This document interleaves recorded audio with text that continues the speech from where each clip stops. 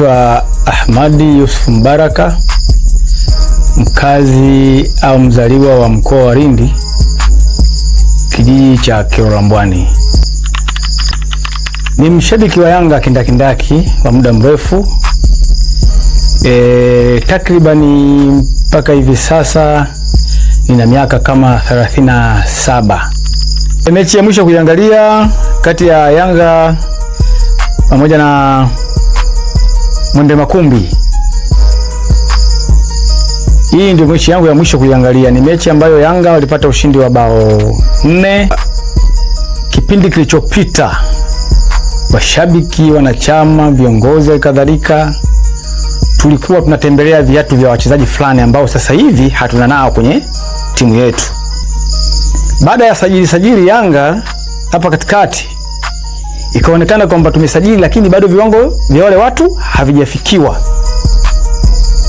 Kwa hiyo kama minongono mingi, kocha huyu hafai, pia anayecheza si hatuelewi, lakini kwa sababu tulishabeba viatu vya wale wachezaji. Lakini hivi sasa baada ya kuona kwamba wale walikuwa wachezaji na tulionao wachezaji, yule alikuwa anapiga pasi mzuri, yule alikuwa anasimama chini anacheza vizuri. Kwa sasa ukirudi hapa chini kuna Damalo, kuna Duke Abuya, ni 6 ambazo huwezi kusemea kwa mashaka. Ni wachezaji ambao wanacheza vizuri. Kwa hiyo hata isipatikane ya 100% ya uchezaji wa Aucho kwenye namba 6, lakini tayari kuna angalau ya 85 mpaka 90.